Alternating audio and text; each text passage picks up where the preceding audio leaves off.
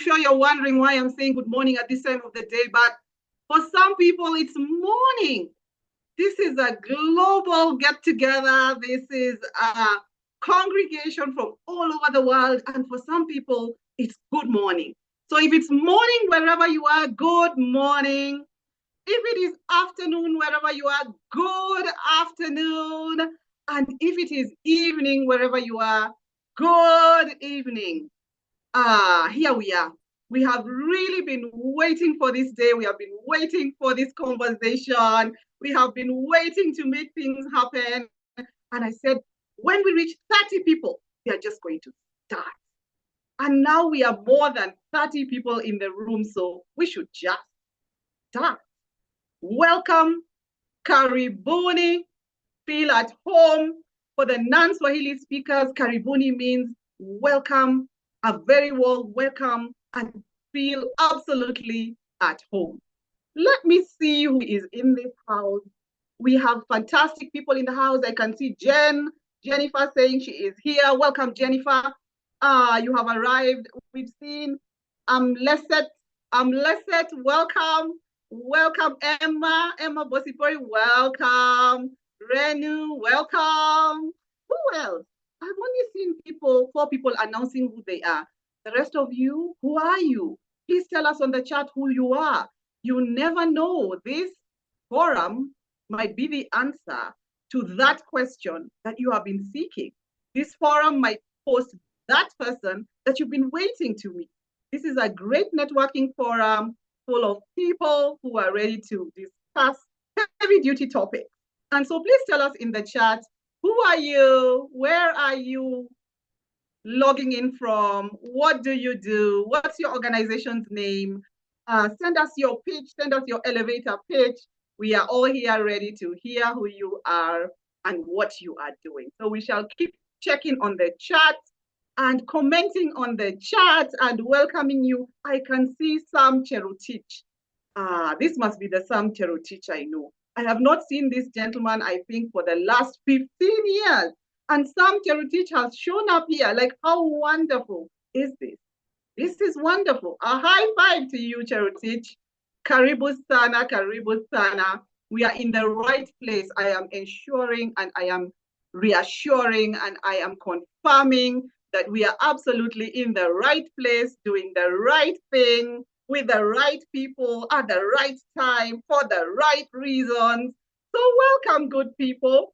We are here to talk about technology, culture, people, the way forward, ourselves, what we are doing, what we want to do, what we aspire to do. And we want to have a conversation that's absolutely lit. In Gen Z speaker will say absolutely lit. The conversation will be bringing, it will be flaming, it will be sizzling, it will be smoking, and I can imagine everything hot. Imagine everything nice. And that's what we want to do today. The question we want to ask ourselves, why do we need to talk about the importance of culture in an increasingly technology-driven work world? Why?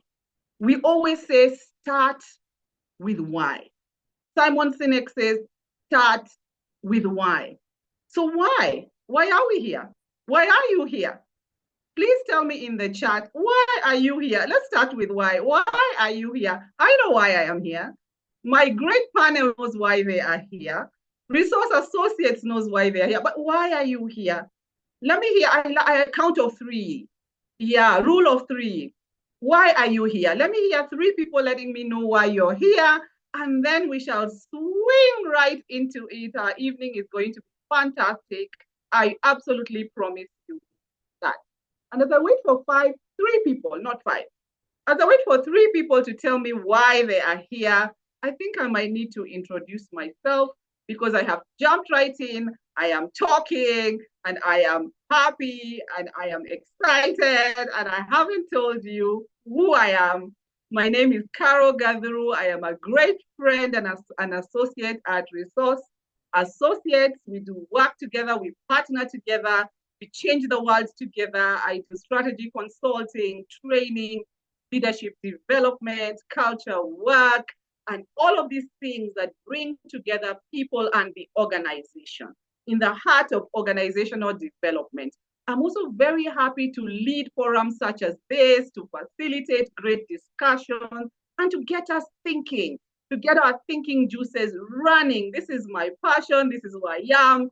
I've been doing this for the past 25 years. So you can imagine just how this is my life's blood. This is what I do for a living. It gives me joy. It gives me excitement. I hope the things that you are doing, that you've been telling us on the people are joining in from the beautiful hills of Kampala. There's some people that are running HR organizations and culture institutions. There's people leading organizations in the agricultural space. I think I'm very excited by the number of people here and the different things we are doing. I'm just scrutinizing the chat and I can see there's a whole variety of people here. I really hope that the things that we are doing are bringing us joy, are bringing us fulfillment, are bringing us purpose. So let me see why we are here. We are here because we want to, I can see, learn how to take advantage of opportunities and mitigate the risks associated with technology. Yes, you are going to hear about that. Your question is going to be answered. There's somebody here who I had forgotten what my cultural values are. It's also homogeneous. What is my unique voice? Very, very interesting. I am here to network and hear about culture, the nexus of IT and culture. Yes, you will really hear about that. I'm here to learn and network. You are in the right place. I'm here for a cultural conversation. Yes, this is going to be a cultural organization. And then there's a question here. Can we, beautiful conversations lined up. We are going to answer all these questions. We are going to talk about them. We are going to discuss them, and we are going to unpack them, and we are going to ensure that we leave here better than we came. So welcome, everybody. Welcome to this great conversation. Let us kick it off, and let's start it off by asking ourselves, one, am I ready to listen? Because many times we come and we are not ready to listen. So please ask yourself, am I ready to listen? Am I ready to listen actively? Am I ready to listen objectively without bias? Am I ready to really, really, really listen? Because there is power. There's absolute power in really listening. So we're here to listen. We're here to discuss. We are here to engage. We are here to make a difference in our lives and in the lives of others. And that all said, wherever there's a group, we need to have some order. Wherever there's a group, we have some guidelines so that we can run well and we can work well. And so therefore, our guidelines are, let's keep our mics on mute unless we are speaking up. And if we want to speak up, we need to raise our hands so that we can then request you to speak up. Our chat box is open. Please engage on the chat. Please comment on the chat. The chat is open and ready for us to engage and to communicate and to ask questions. We will have our speakers speak, and you can put your questions on the chat. We will address the questions towards the tail end of this discussion so that then we can really listen and then ask questions. So please have your questions in your mind and type them out, and we shall have a Q&A session towards the end of this webinar. So we are here, we are happy, we are engaged, we are so ready. And if you want us to dive into the topic, if you are ready to hear from our great speakers, this power-packed panel. Hey, I see what I did there? Power-packed panel. If you want to hear from our power-packed panel, please type in the chat, I am ready. When I see the first fives, I am ready, ready, ready. I promise to introduce these fantastic human beings to you. All right, Jen is ready. She has an emoji for hands up. All right, Reno is ready. Israel is ready. Jones is ready. Evans is ready. Samson is ready. Rose Karaoke is ready. Hey, we are so ready. We are ready. And so therefore, it is my absolute, oh yes, ready. Daisy says yes, ready. Okay, Daisy, on account of that, let me introduce to you this wonderful panel that we have this morning, this evening, this afternoon. So here all the way from across the seas, all the way from Maryland, all the way from the border of Maryland and Washington, D.C., we present to you this morning, this evening, this afternoon, our speaker, one of our speakers today, one of our esteemed panelists. Here is Susan Washira-Nyika. Susan is very passionate about culture. If you cut this woman's skin, her blood will pour out culture. This is her life's purpose. She breathes culture, she speaks culture, she teaches culture, she strategizes on culture. She's a culture transformation consultant. She has successful history, a rich history in banking, in government. She has started her own institution called Transmitio. She specializes in project management, governance of data, organization development, leadership development, people work, culture work. If I went on and on and on and told you how she's a sought after global speaker, you would just raise your hands and think about how blessed you are to have her here today speaking to you on this forum. Susan, please say hello to us before we introduce our next speaker. Over to you, Susan. Please say hello to the people. Good morning, good afternoon, and good evening, everyone. Carol, I don't know where you get your energy, but being a culture consultant, I understand where you're coming from. I really love the energy. Your welcome is like any other. We spent enough time not only to welcome, but to build that connection and that relationship. So today I'm here to say, Karibuni sana. Welcome from wherever you're calling from. For those who woke up very early, Renu, I'm talking about you. Thank you.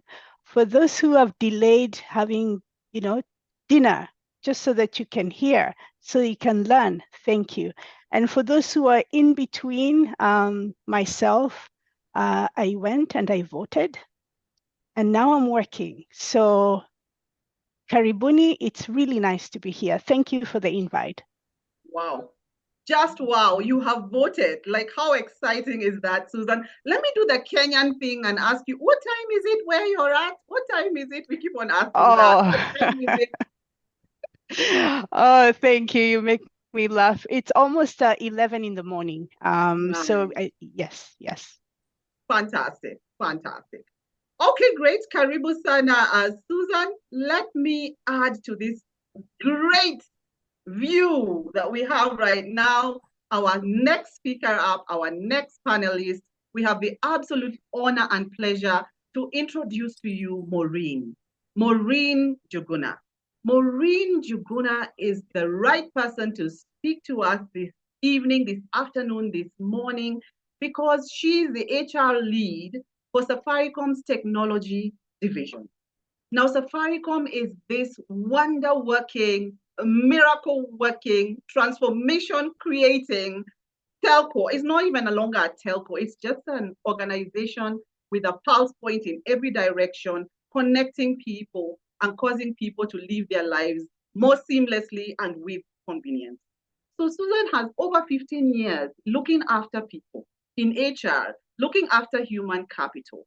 She's held leadership roles with great organizations, with Old Mutual, with Andela, with Oracle, with Sanlam. The list is endless.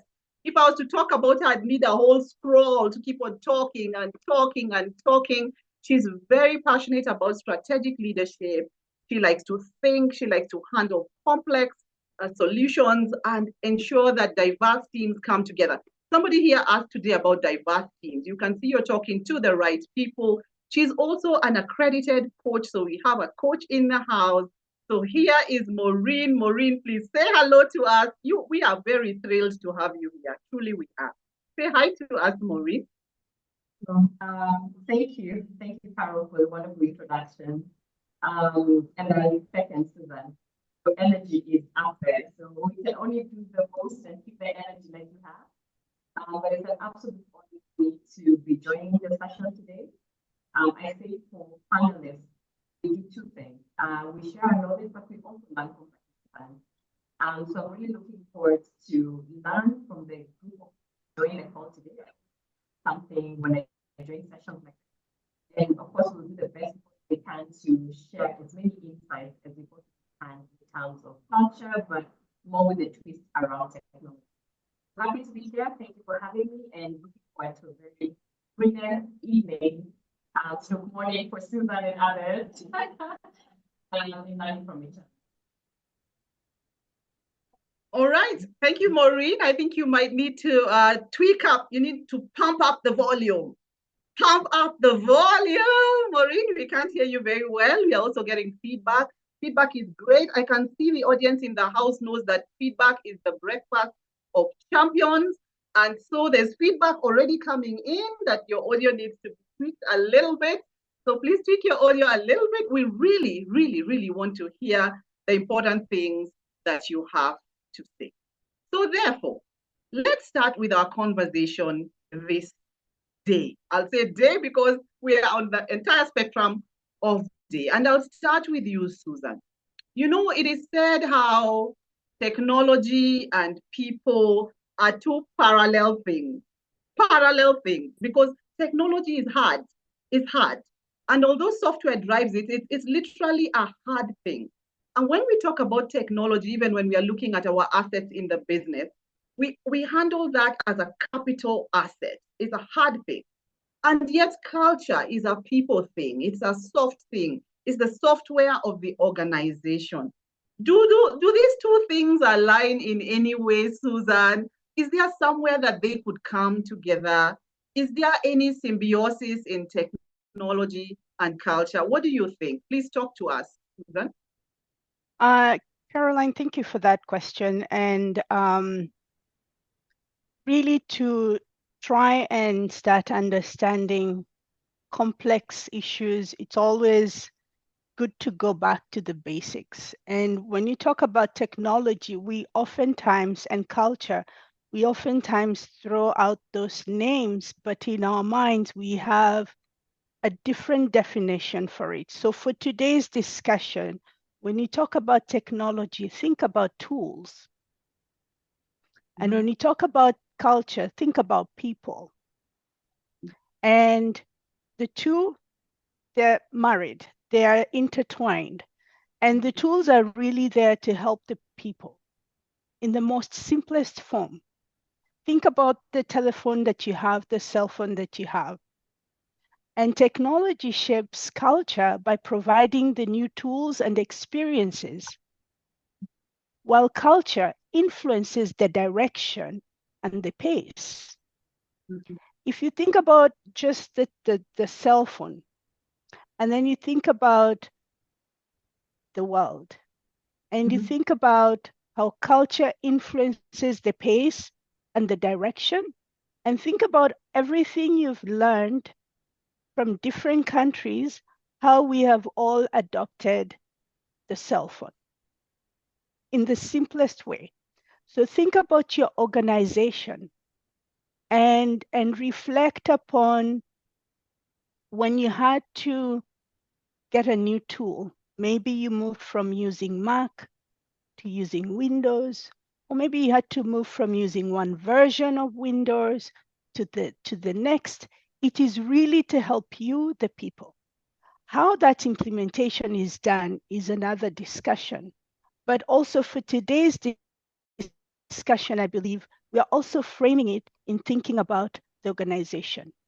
And why do I say that? I'm trying to put boundaries so that we can walk away with one takeaway, but also realize culture is a big topic. And you can look at culture from a national level, Kenyans, Tanzanians, Ugandans, the US, Canada, right? You can look at culture from the organizational level. And today, to the extent I can, I'm going to focus on Safaricom because I have someone who will, tell me, oh, maybe not quite.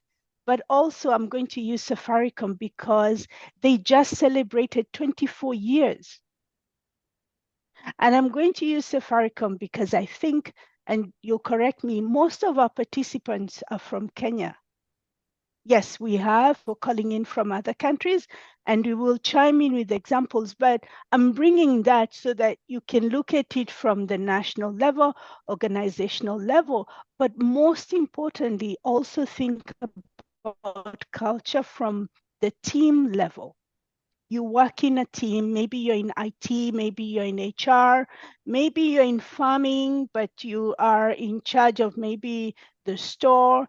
But culture, think of it in that way, national organization, and then the team. You belong to a team, you belong to a group wherever you are.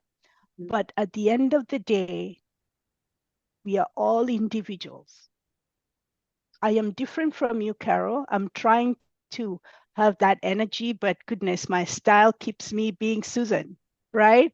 So there's that preference that I bring to any discussion, that I bring to any group, that I bring to any project, that I bring to any country that I go to. So today we are not saying we are all going to be the same from the cultural perspective, but we are saying that there are aspects and levels that we bring into this discussion of culture. Absolutely fantastic. I get you, Susan. I get what you're saying. I get that you're saying that we need to have the pyramid. We are looking at the global, national culture, continental culture, and then we look at the organizational culture. We look at the departmental culture. We look at our individual selves and what we are bringing as we have this discussion. You're also talking about how culture is what drives everything. So it's going to drive the tools, it's going to drive the innovation, it's going to drive how technology shapes up in the different spaces that we want it to. And as we talk about that, Maureen, I want to ask you, because you're steeped in tech. Everywhere you turn is tech people doing amazing things, doing very innovative things. There's a whole myth, Maureen, about how tech is to be feared, is coming to take our jobs, is coming to render us paralyzed. Talk to us about this, because you're surrounded by tech and people in this space. Is this true? Is this myth true? Maureen? And I'll counter check, Carol, that you can now hear me well. Just confirm if you can.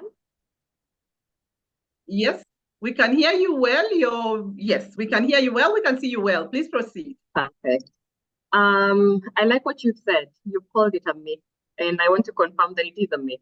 I think tech is not meant to come in and just disrupt and take away all our roles.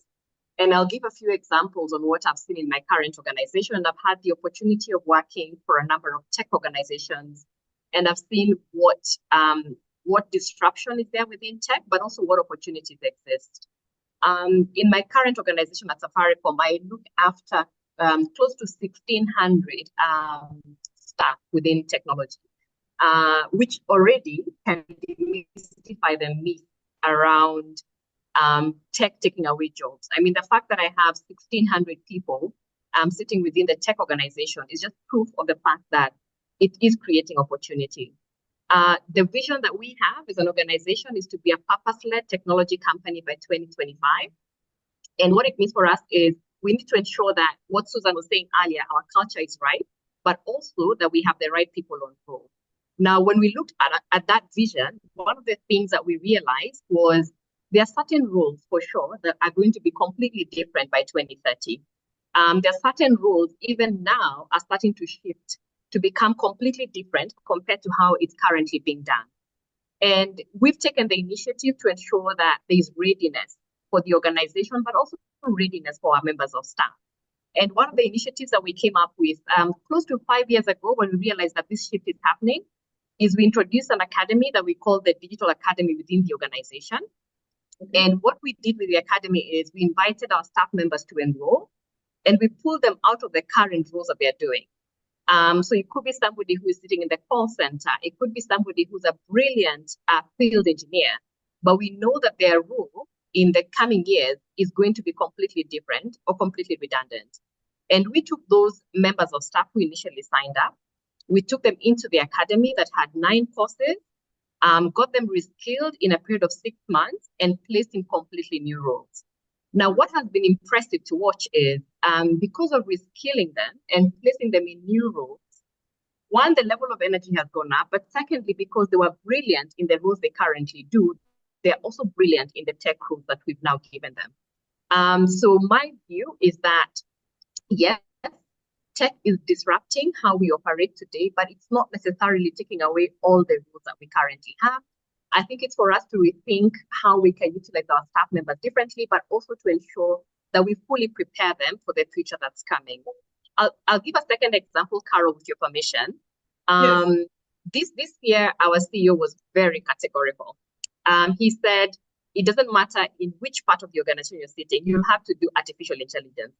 Everybody in the organization has to get accredited, including me who's in HR.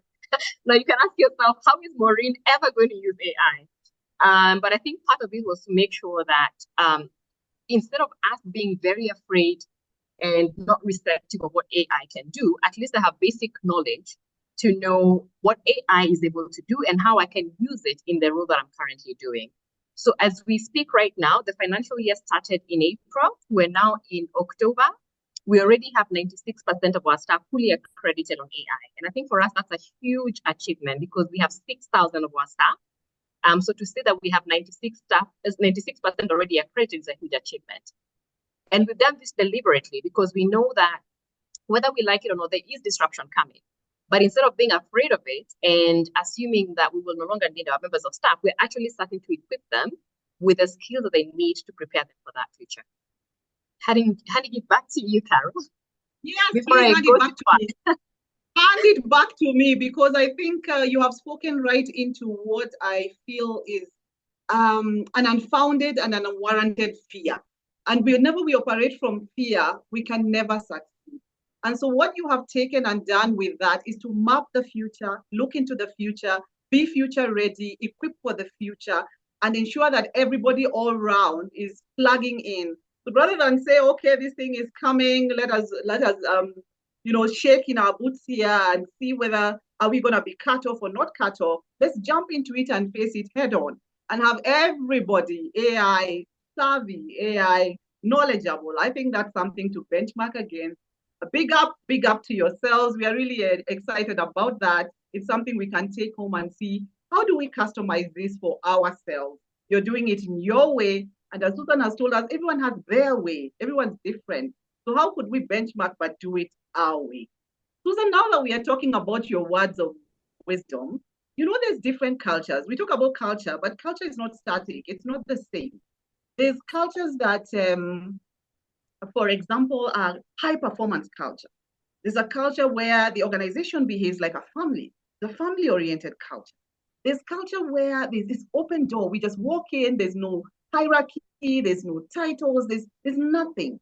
What could we say in a highly tech-enabled environment, in an organization that's automating, that's digitizing, that's going the tech revolution? What culture would work well for a situation and a setup like this, whether it's small or it's big? What culture would fit in well? Susan? Oh, goodness. Maureen answered that question, though you didn't ask her to do it, in the sense that if you think about the example that she provided, it started with the leadership, a bold move. Mm-hmm. That's all. Right. And there were maybe some measurements put. And today, if they're sitting at 96%, it did not wake up because suddenly we were all feeling as employees that today I'm inspired, right? The leaders not only made the bold move, but they also made sure that it truly was possible, that you could have the time needed to go take that training. So a culture where leadership walks the talk is non-negotiable, right? Right. And also an organization culture that is innovative in the way that any chance there's an opportunity to learn, you're going to fail, but you're providing that environment so that there's that safety. Sometimes it's called psychological safety, that you can try, even if you might lose some of that data in the process, right? Yes. So think about an organization that has said, yes, this is an environment, maybe this part of the building is for trying out things as you're working from home. Maybe carve out 2 hours and use the 2 hours to practice, right? Maybe you think, I don't have the right machine, but an organization that will think through those challenges and make them available. But another organizational culture that is key is that of being customer centric. Everything we do, we are doing it because there's someone at the end of that transaction that's going to benefit. So I'm sure Safaricom did not just do that to say, okay, it's a bold move, but they're looking at the customers. They're looking at the end in mind and saying, what do we need to do today so that we can fully support our end users wherever they are, right? You're right. And then, absolutely right. Absolutely right. And then there are many more, but a culture that is also agile, where be ready to fail fast. Be ready to fail fast. Yeah, that is key. That is key. Before I let you go, Susan, you're talking about psychological safety. You're talking about agility. You're talking about the being able to fail fast and not get ramifications for that failure. Generally speaking, the leaders of these institutions, of these organizations, are the baby boomers and the Gen Xers up here. We don't quite behave like that, Susan. We are not agile. We are the ones who are so stuck. We are so unmovable. We are afraid of change. How do we get this demographic? Because those are the ones at the top. If you look at Africa in general and the general service industry, manufacturing, telco, and all of this, right at the top there is baby boomers and Gen Xers. So to get this tech revolution going, to get the right culture in place, a very nimble one. You've talked about the culture being very nimble. How do we get this demographic to think like this? What could we do to turn things around? Thoughts? In my opinion, and based on my experience, really, and if you think about the different levels of culture that we talked about, from national to organization to team, and then to looking at the individual, you do not have to wait to move the masses. You as an individual, if you work for such a boss, you have to then think about the art of persuading. Maybe you show, maybe you show through examples and practices how it should be done. Meaning you could, maybe you've taken a class on AI and you could offer and say, oh, can I show my team what the AI tool is, so that it's really not necessarily on them, but you're taking it as an individual leader, because in us, we have those leadership skills. And if you spot that, okay, at the end of the day, I have to go through my boss. So what's the smart thing to do? I still have to pay my bills. There's that reality.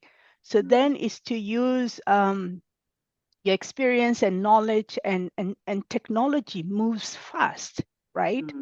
And say, you know, can I show you how AI works? Because as much as we all talk AI, I don't believe not as many people have tried because of that fear.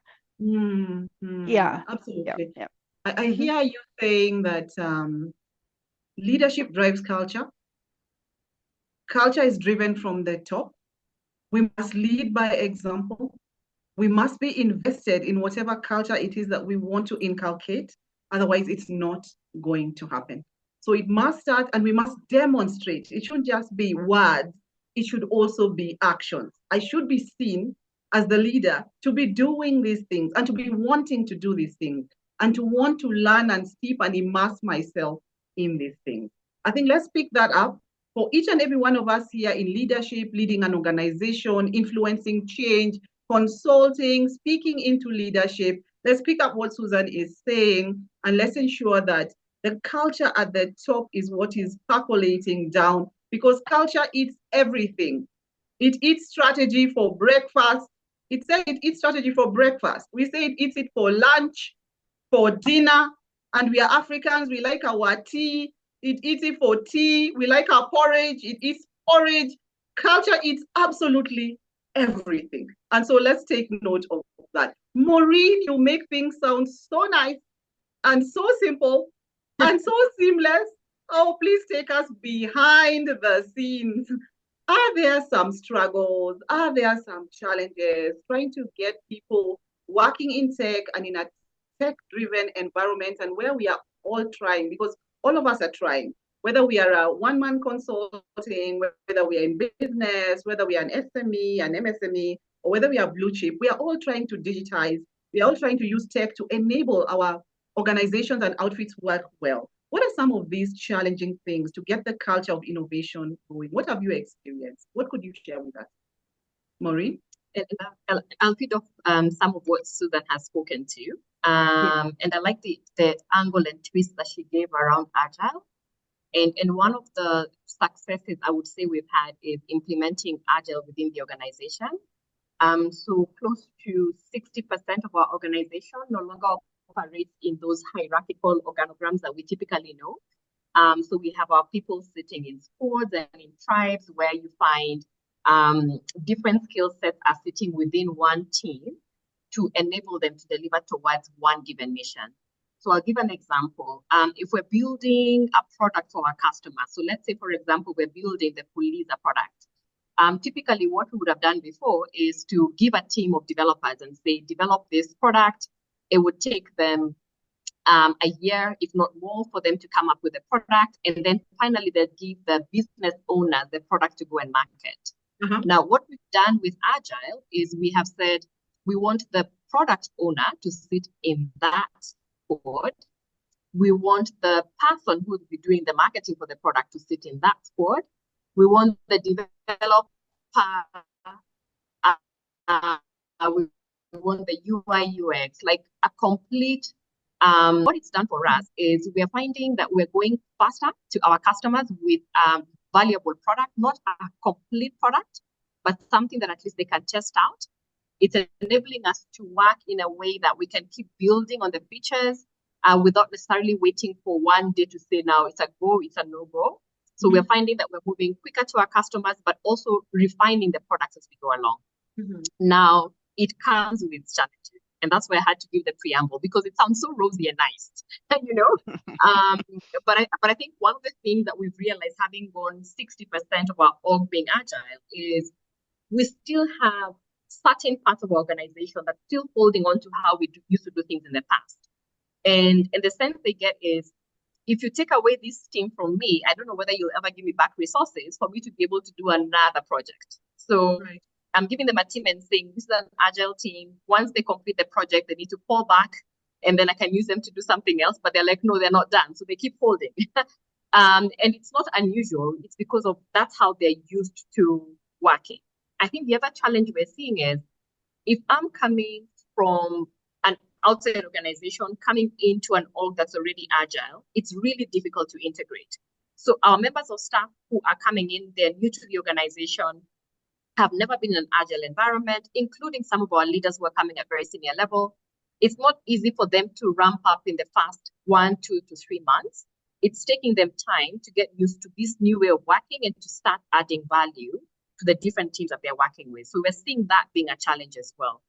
I think the other one that we're seeing is making sure that I don't overly resource my organization, because as soon as you see a going agile, have small little teams, but also to your employment cost and cost to service revenue, because sometimes it becomes more costly to then develop the product compared to if you were working in a more old-fashioned way that we used to call waterfall.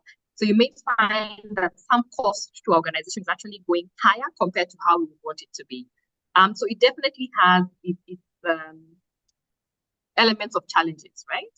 I think the other thing that I could think of is when it comes to automation, and Susan touched on this a little bit when she spoke about the different generations. And one of the things that we've noticed is it's not necessarily just the boomers who are having a problem with adopting to tech. I think it's just an overall problem. And the other myth that we have, Carol, is people say, if somebody's a Gen Z, they're quicker to adopt to tech. It's not true. It's not necessarily because they're Gen Z and they grew up with a device that they're actually very tech savvy. That's not the case, right? So what we're finding is in sections of our business where we truly want to automate, if we're not careful about ensuring we're taking the organization with us, then we don't actually manage to get to the level of automation we want. So the challenge we're seeing is, how do I ensure that if I'm going to be truly digital, that I leave no one behind? How do I ensure that when I'm coming to solve a problem in your business area, you're not viewing it as they're coming to take away the work that I did today, but it's actually creating an opportunity for me to work better and more efficient. So what we're seeing is, if we're not careful about how we manage the change within the organization, how we bring everybody together for them to see the vision that we're seeing, then we're ending up leaving some people behind and facing some level of resistance. And like you mentioned, Carol, earlier, I've had the opportunity to work for a number of organizations, and I did work for a quasi-government organization. And we did as much as we possibly could to automate many of the processes within a very short time frame. Now, the quasi-government had all manner of resources. It had people who are very new to the organization and those who had been there for a long time, baby boomers, Gen Zs, name it, right? But what we found was, when we started to come in with a view of automating and pushing that down to the team to say, this process has to be automated, they definitely resisted it. So we brought in the system, and they would go around the system and do it the way they're used to, right? So there's definitely challenges that I've seen with technology, with wanting to be truly digital. And part of it is that. So taking people along with you, but also the challenges that come with the new ways of working as well. Yes, yes. I hear you completely. You are you're talking about people, you're talking about change, you're talking about managing change. You are talking about carrying everybody along so that they get buy into this change, buy into this the innovation, the interventions, and so on. Susan, what do you think about this issue that Maureen has brought up about change and change management? Because if we are going to go into tech and culture and people, the whole element of change, because change is rapid. Everything moves so rapidly. Like you keep on saying, Susan, from the calculator, then the one we used to, point at like this, to what we have right now, where you can speak into it and respond back to you. All of that, how do we manage change better? How do we manage change more effectively? Susan?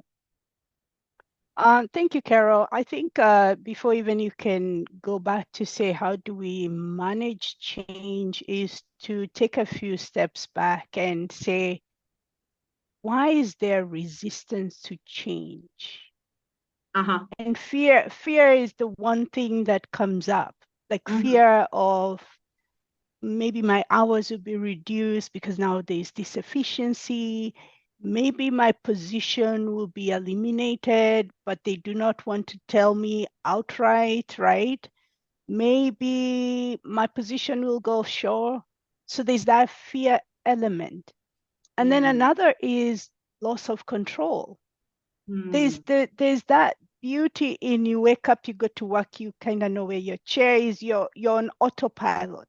And suddenly that control, you've lost it, because it means maybe now you need to have a password that's 16 characters long. And they're like, I can't find my book. So there's that, think about it from really the simple, the simplest things, right? Two-factor authentication, and that's the day your phone dies, right? So there's change from that tiny element. So most people, when they think about, now I'm losing control, maybe I have to now start learning. And then there's the resistance to new technology. Every time you run an upgrade, you get that pop-up. Like, did you know, even on WhatsApp, we all use WhatsApp, right? Did you know if you wanted to do a screenshot, this is what you could do. So you're constantly being made uncomfortable because you have to learn something new. So there's that resistance to, can you just leave me alone to do things as normal, right? So understanding when you're in a group, how does that manifest itself?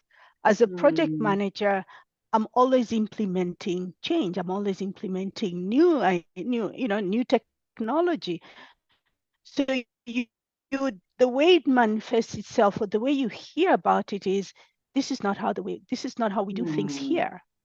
So that someone is trying to almost put you in your place to tell you that you can continue with the 2 steps. We take 10 steps and then we take our tea break or whatever that may be. Or because of change and loss of control, the way sometimes it manifests itself is that's beyond my pay grade. So I don't want to do anything with it. Just send it to whoever is paid to decide or to do whatever it is. So I think change and managing change and that resistance to change, you have to dig deep and say, this person seems really smart, well positioned, they would benefit a lot. It's everybody else in the world is doing it, but why are they resisting? Or have they gone through change before in the organization, but it was never managed well? So they remember that pain, meaning from the leadership, maybe not all stakeholders were aligned. And so you find one group is ready because their boss was ready. The communication came down, was communicated that this application is going to go live December 1. This is why we are doing it. These are the people involved in that. And then you find another department, they don't get the same communication. So they're really just picking up whatever information that's floating around. So they're thinking, okay, one group is well informed and another one is not. There comes that fear. Yeah. Yes, yeah. Absolutely. You're spot on, Susan. You're spot on, Susan. Where is the consistency of communication? Where is carrying everybody along? The why?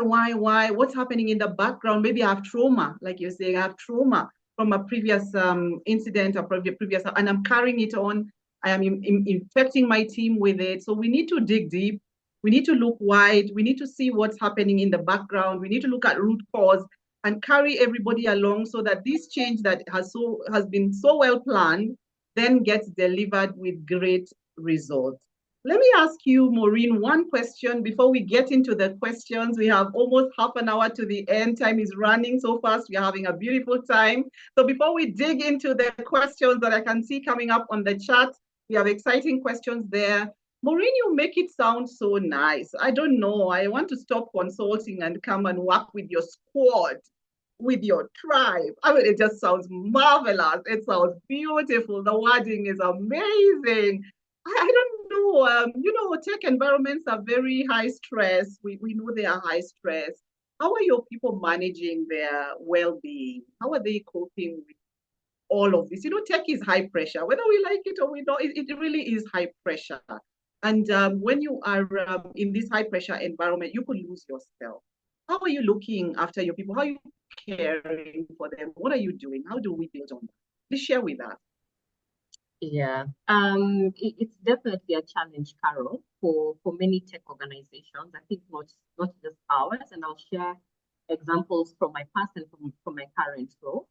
And I think what we're noticing more and more is especially the mental well-being of our members of staff, those who are working remotely permanently, because we do have staff who prefer to work remotely permanently, who are having less social engagement. And I think the one thing that we learned, if nothing else during COVID, is that we're very relational beings. And being out of the work environment does take away that opportunity for staff members to relate with other staff members. Yes. We did an employee survey and we were very deliberate in how we did it. We checked the satisfaction levels for our members of staff who work 100% in the office, those who are partially remote, and those who are fully remote. I want you to take a guess on who are the most unhappy. Who are the most unhappy? I imagine and I'd love even the viewers to just put in the chat box, like, who do you think was the most unhappy? Would it be the ones who are fully remote?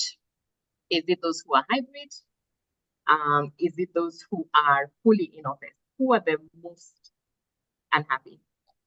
As we wait for the chat, I can see there's one saying fully remote, somebody saying hybrid, somebody else saying hybrid. I hazard a guess that it's those who have to drag themselves and come to the office on a Monday morning and work from And 8 like to Joyce is 5. the only outstanding one. She's saying fully in office, no, they're unhappy. Yeah, fully in office. And I think those ones are very unhappy. Why would you want to, like Maureen, like who would want to come to the office the whole time? I'm team fully office. Let's see what people are. You're fully office, right? Yeah. So surprisingly, the ones who are the happiest are the ones who are fully in office. Those were the happiest. No, you're lying. You're lying. Nope. Had the highest engagement scores. They believe they have a sense of growth. They have opportunities to grow. They believe they are rewarded adequately for the work that they do. They believe we have great collaboration. The ones who are fully in office, followed closely by those who are hybrid. And then the last one were the ones. I'm in denial. Maureen. Who wants to commute? One of our participants, Rose, is saying commuting is such a drag. Like, who wants to commute? Yeah. Really? What a revelation. What a revelation. So some of the things that we're having to deliberately do is, one of them is we have to find opportunities for people to connect back with other people in the organization, to connect back with the teams that they work with, to connect back with us. So we've made sessions where on a weekly basis, you have a reason to come to the office to interact with other people. So that's the first thing we've done. The second thing we've done is we've reintroduced sporting activities. So on a weekly basis, there's something happening. There's either a hike happening somewhere, there is a run happening somewhere. I've seen a group that's also come up with a baking club. I don't know what they're baking, but it's interesting that that's not the club I joined. I can tell you that for free, Carol. But they're finding little moments that cause people to connect back. So that's the one thing that we've done. The second thing we've done is to help our staff take care of their mental well-being. So we're having a lot of webinars that are speaking about your mental health. We're having webinars where we're speaking about alcoholism and drug abuse. We're having webinars where we're speaking about how to take care of your general health. Where is it important to work out? Where is it important to have a balanced day, right? So we're finding moments to ensure that we are instilling them with knowledge to take care of themselves. We provided a hotline, a counseling hotline where people can actually call in, get counseling services. I unfortunately lost a member of staff this weekend, and it's been a crisis for us. And we've seen an uptake of the counseling services. Can you imagine if I didn't have that toll-free number for them to use? I was with a team from Mandela yesterday. I used to work at Mandela, and they're still one of our providers today. And I was saying to them, are you guys still fully remote? Because they used to be fully remote, and they still are, you know? And I was saying to them, so how are you connecting back? They have gone wild because they've realized that if you don't have connection, they're losing their culture, but also their cost on their medical scheme, their mental health issues have actually increased. So they have engineers sitting everywhere, but they're finding every year they come, all of them together in one country. They have found clubs, they've formed clubs as well, where staff members have to connect back every week. They have found spaces, shared spaces, where they have to invite people to come in and work in those shared spaces, right? So definitely, there are challenges that are coming with this from a health perspective, and we need to be conscious of it. I've seen Microsoft is doing something interesting as well. They've integrated their tools to make sure that they force their members of staff to take breaks. So there's a way that they've integrated their Microsoft, what do you call it? They're calling one, the Teams. They've integrated Teams, they've integrated calendar, they've integrated login to make sure that you have moments where you have to rest. Okay. That's where organizations are getting to, because they've realized that with especially fully remote, people are not able to sometimes disconnect and take a chill break, attend to themselves, and then come back. So I don't know whether Carol have answered your question. I feel like you have absolutely answered the question. I want to join the baking club. I hope what we eat, all the things that we bake in, it's just so exciting. But yes, indeed, you have answered all the different strategies that could be put in place. What we could do on a larger scale, on a smaller scale, what happiness at work is continuously looking like. And despite us thinking that tech and remote is the way to go, contrary to popular opinion and to intuition, it actually isn't so. I think we're going back to our basics, back to our roots, back to being people. And that's what's coming up from what you have said. Thank you for sharing. Very exciting sharing. I can see we were many on the chat in the opposite direction. Tuko wengi. In Swahili terms, we are many. I'm very comforted about how just so many of us were off on a tangent. It has brought me great comfort. So let me pitch the first question to you, Susan, that has come from the chat. We have Myla saying, hi, Caroline. My question to the key speakers is, how do we bridge the gap between an intergenerational workplace, boomers, millennials, Gen Zs, to have a conducive and cohesive environment? This is a real struggle, Susan. We are struggling at work with the generations and how culture is playing up. So Myla is asking, what advice do you have for us on this matter? Over to you, Susan.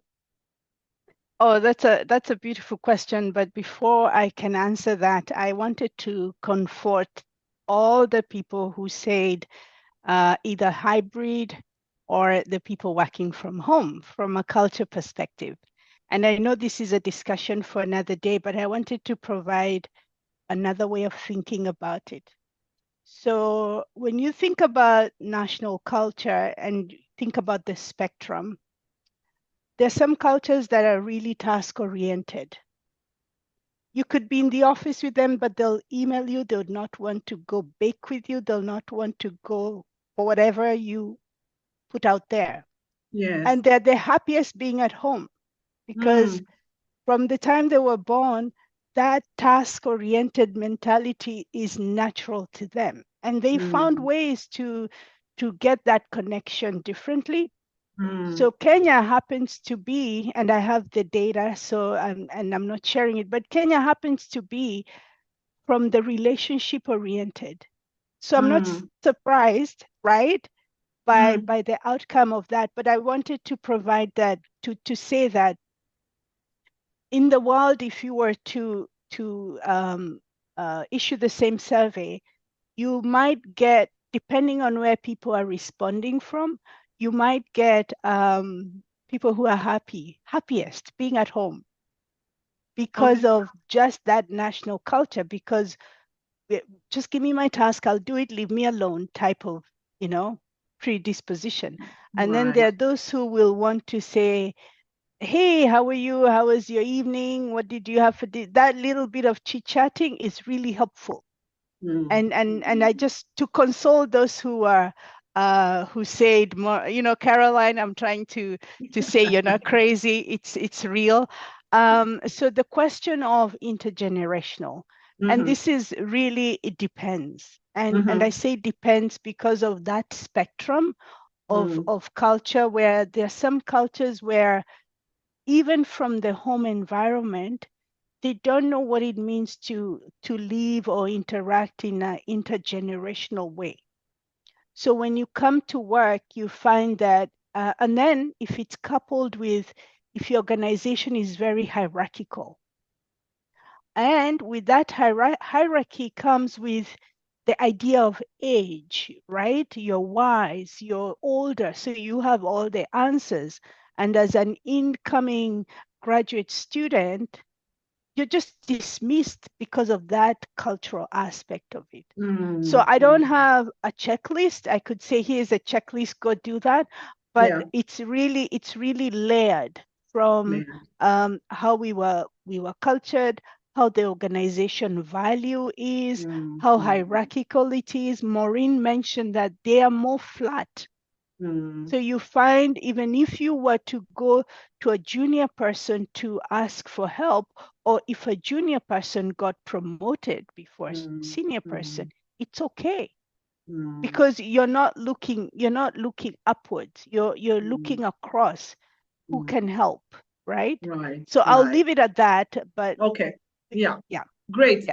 We have an agreement on the chat with you about high context and low context cultures. And so just as you and Maureen are saying, we need to know our people. Who are they? Who's working for us? How do they feel? I think doing the survey was a fantastic thing.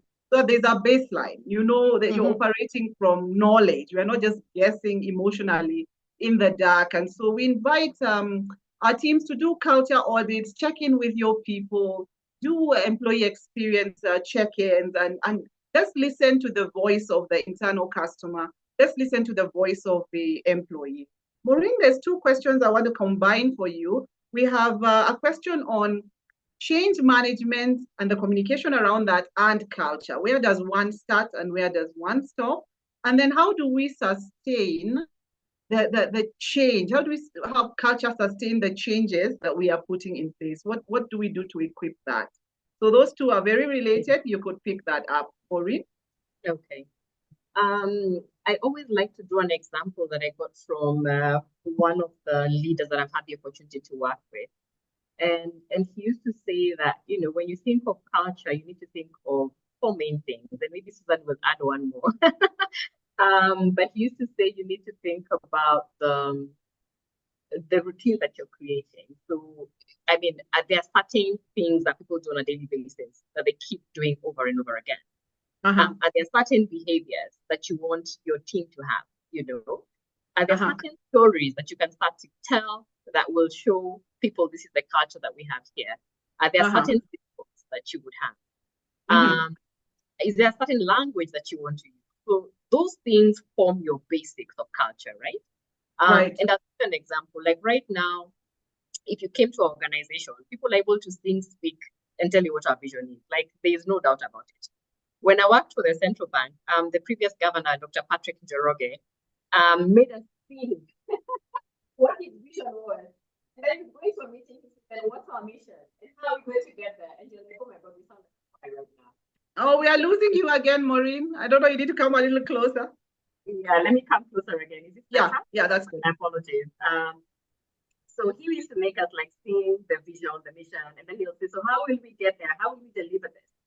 And he made it so intentional, and it was on purpose, because he knew that if he really wanted to truly transform how the central bank worked, whether he likes it or not, he had to change how we were, the language we were using in the organization, had to change some of the behaviors that we had to.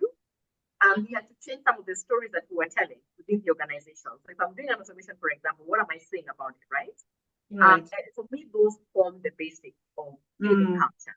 Now, when you think about change management, I think it's a completely different dynamic altogether. And you can still interweave it. I have the sensors for my life telling me I'm no longer here, but here I am. So it's how may I say it? You have to interweave it into the culture, right? Yes. So if I take an example, like right now, there's some automation we're doing within the HR organization, some processes that have been there that have been completely manual, but we know we can definitely automate them. Now, to manage that change, I have members of staff who are sitting in HR operations who've been used to doing this work in a certain way, whether I like it or not. By introducing something that is automated, they may resist or use it. So what we've done is to start off by listening to them to say, are there certain processes in your view that we need to change? How does this process currently work? Where's the pain point? What would happen if I change it and do it this different way?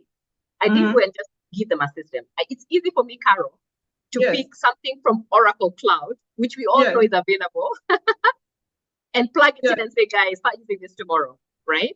But what this journey with them, where they are part of reviewing their processes, they are part of testing the system, they are part of ensuring their processes are integrated with what this new tool can do. It's enabling us to take them along with the change. Now, if I layer on culture, I can start to change some of the behaviors that they have, right? So if they've been used to always coming in and only working off paper, I can start to shift that behavior and show them how they can start to use the system to do the same process. I can start to change the stories and the narratives they have around it. So I can find two of them who've already adopted the system, get them to give a good story, let them share with the rest and show how they're using this. You know, I can get them to have certain language that they use, right? I remember the org I used to work for in Andela, we used to call ourselves, anytime you say TIA, people would know what you mean. So if you're not Andela, you'd be like, what do they mean by TIA? Why are they excluding us, you know? And I remember yesterday when I had lunch with the team, they're like, "Do you remember TIA?" I'm like, "Of course I remember TIA." Right? So there's certain languages that the team relate with. So when you say something, they're like, "Okay, that has to do with the process, the change that we're going through." So there's a way you can interweave the elements of culture into change. But change itself has a certain process that you must follow to ensure that everybody goes along with you, especially in anything that has to do with technology. Yes, yes. I hear inclusion.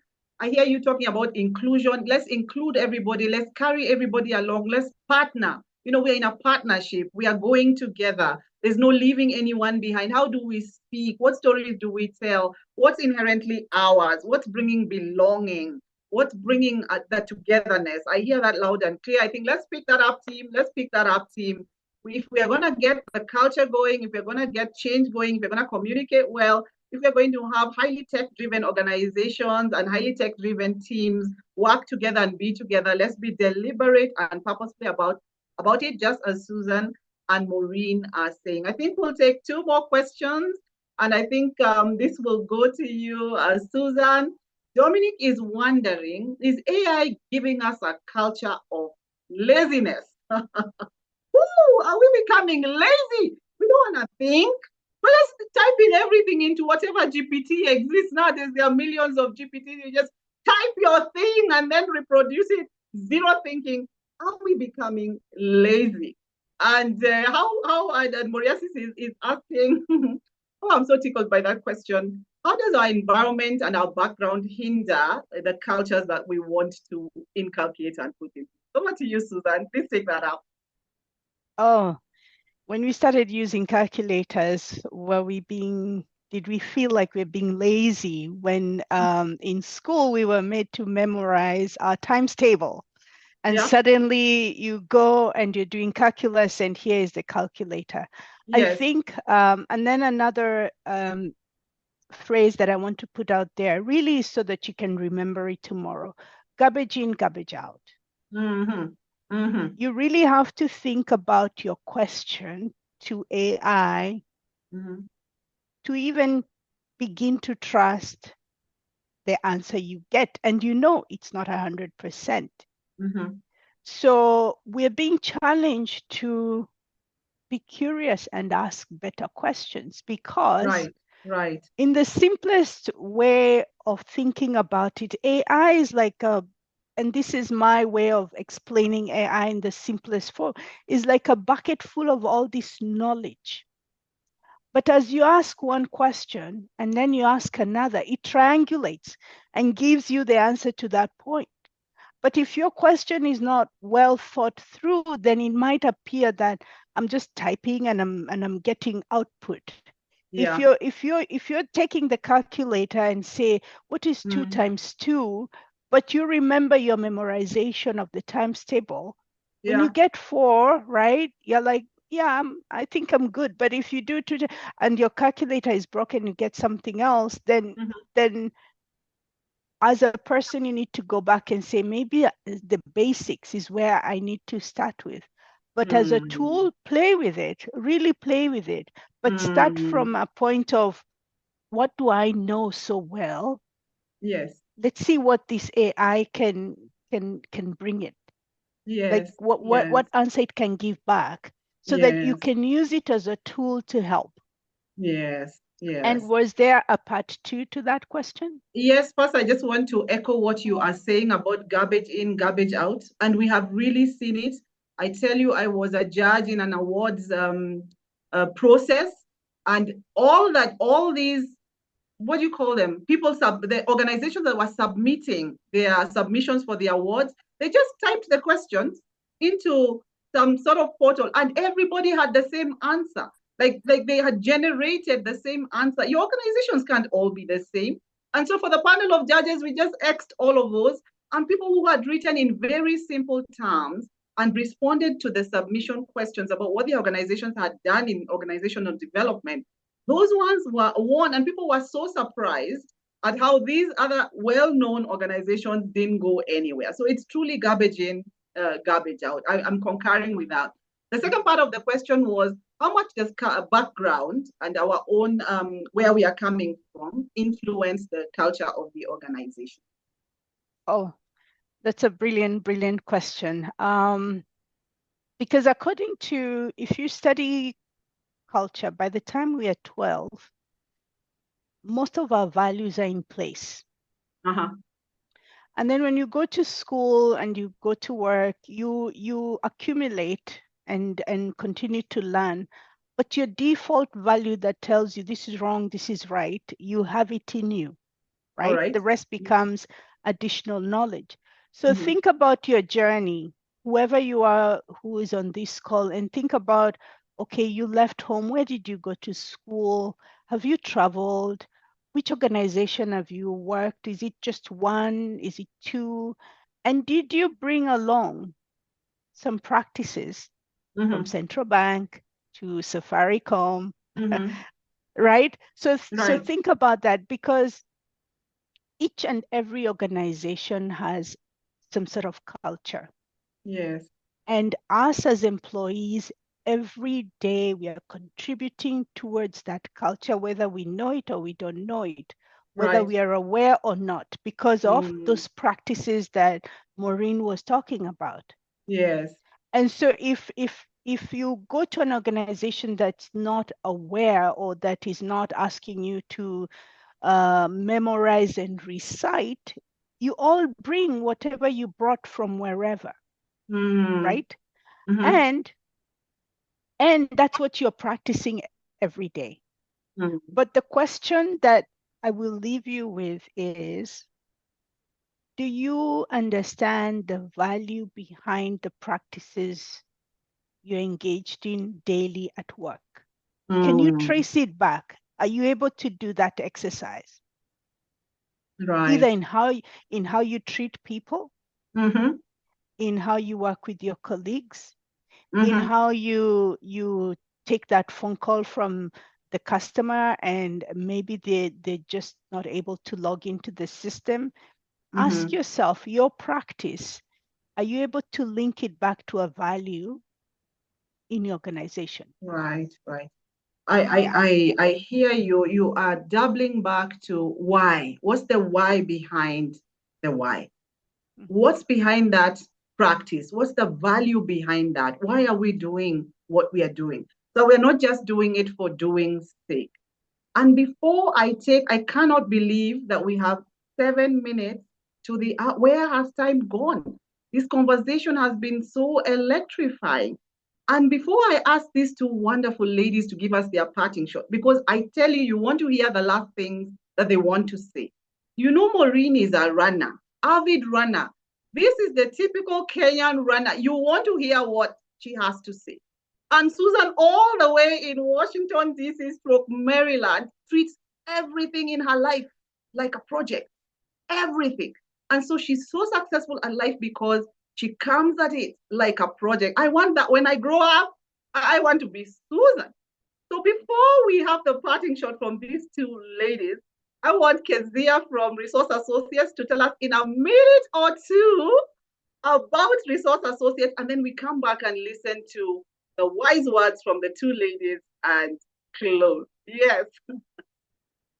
Okay. Hi everyone. Hi. I hope I can match your energy. Honestly, let me try. My name is Kezia Migot. I work with Resource Associates as a HR business analyst, and I'd just like to give you a brief overview of who we are, so that you can check us out afterwards and learn more about us and get in touch with us if you want. So we're a HR consulting organization. We provide professional human resources and organizational development consultancy services to clients in Africa and beyond. We've been around for 21 years. I mean, that's a lot. That's quite a bit of experience. We've been around for 21 years. Our organization was incorporated in 2002, and we've been providing HR solutions since then. And we pride ourselves in providing customized solutions to all of our clients that are all different. You won't come to us and then we give you the same solution that we gave the other person. No, we try to create a collaborative partnership with our clients so that you can give you something that specifically fits your organization. As we're talking about culture and looking at your as a team, as an organization, and as a country, Yeah. So our key services, one, we have assessment centers where we partner with international affiliates, which are some of the best in the world. We also offer learning and development solutions, organizational design and development, talent search and selection solutions, and business transformation and management consulting to organizations. Yeah.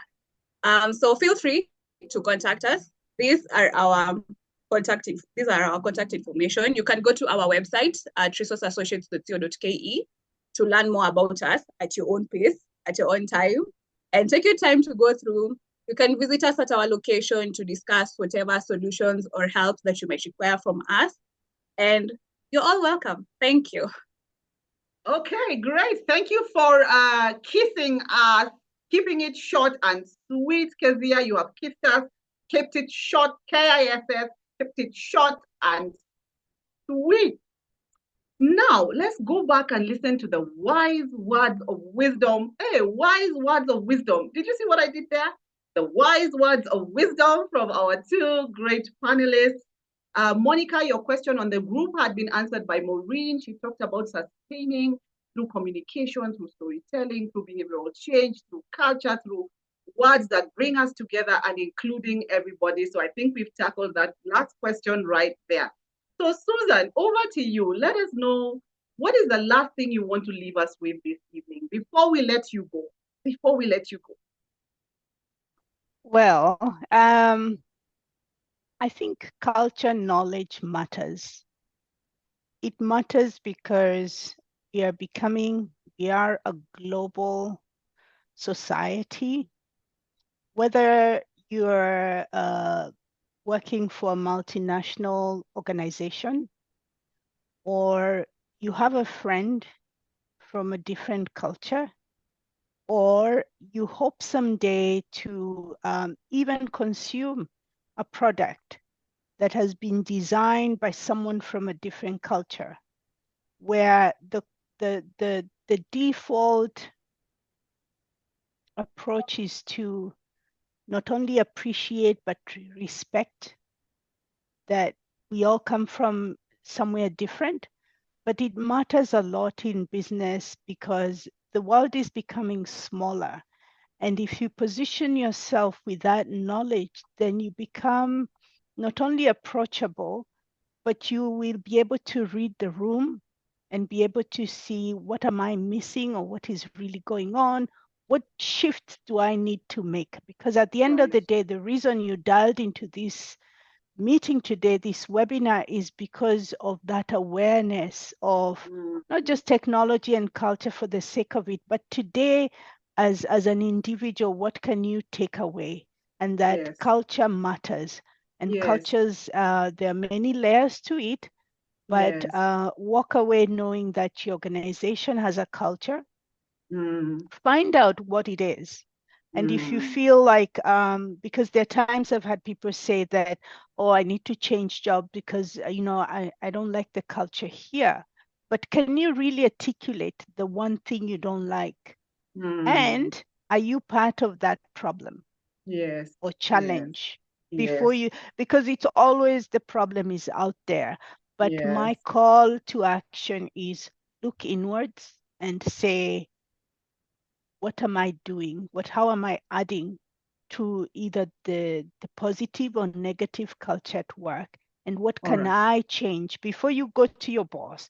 Before you go and say, HR, you've not given us mugs with all our values, so that I can have it on my desk. But really you as an individual, because one day you leave your organization and you'll go somewhere else. How are you equipping yourself so that that culture knowledge is part of your toolbox? That's it. Absolutely. Thank you. I love that. Mahatma Gandhi says, change starts with me. I can see you're speaking like such a wise woman. We need that as a quotable quote and a tweetable tweet. You are in the league of Mahatma Gandhi as you spew out wisdom. Thank you very much, Susan. Change does start with me. Culture matters and change starts with me. Maureen, what do you want to leave us with this evening? I should have gone before Susan. But I met somebody this week. I was having coffee with somebody from an old network this week, and he's in the tech world. And he said to me, Maureen, how are you preparing your HR team for AI? And I said, oh, I've taken through AI 101. He's like, really? And he says to me, he's working with an organization right now that are doing onboarding of digital talent. Not digital talent, what you're thinking about, like human, like digital assistant. So he has a platform where you can go in and you select the digital assistant you would like to hire. Now, the challenge he's facing is the HR practitioners he's working with. First of all, are like, really, what would this thing do for me? 1, 2, how do I onboard a digital human? No, a digital tool. Yes. Because, I mean, he played for me a couple of videos, and Carol, that digital assistant was able to call a customer, realize the customer had a policy that had lapsed, recommended the customer was like, this is not a good time. I know you have a lot of information, can't speak now. The assistant was like, oh, can I call you tomorrow? And she confirmed and said, yeah. He said, what time? She said 2 p.m. You know? Wow. And it was a seamless conversation. The only issue I had with that digital assistant was the accent was very Nigerian. So I was telling him, if you're implementing in Kenya, this ain't going to fly. But I think for me, what it triggered was whether I like it or not, I'm going to prepare my organization for the future. I have to start thinking differently. I really must. Yeah. And I was so happy that he triggered my thinking on that day. And he sent me a couple of books to read. And he was like, if you, Maureen, was able to understand what a digital assistant can do, and you're able to start working with platforms that are onboarding them, you will be way ahead of other HR practitioners. Yes. So whether we think it or not, disruption is happening. Yes. Whether we think it or not, it will come in and it will change the things that we're doing. I saw somebody saying, you know, is AI creating laziness? I don't think it's creating laziness. I think it's creating opportunity. You know, I think it's coming and doing things that typically would have taken longer to do. So I think for myself as an HR practitioner, my challenge was, how do I ensure I'm way ahead of where the organization is? How do I rethink HR? Yes. The last example I'll share, Carol, is with the team that I recruit today, I always used to wear this hat of they come in, they do an interview, and then they're out, right? These young people are prepping for interviews like there's no tomorrow. They're doing your CVs using AI. They're taking personas that are not there. So they come in and they position themselves, and you hire them thinking they're this persona, but they've taken somebody else's persona. Yes. Right? So I've had to rethink, what can I layer on in my interview process to ensure I'm hiring the right person? So what type of on-job checks can I do? What type of assessments can I do upfront? Like really rethink it. Yes. Do I need somebody with a bachelor's degree, or do I need somebody who's just going to school for something different? So HR is changing. So I think my rallying call after the wake-up call I had this week with the coffee that I had with a former colleague is we need to be truly transforming ourselves to be able to transform our organizations. And we need to just wear different hats.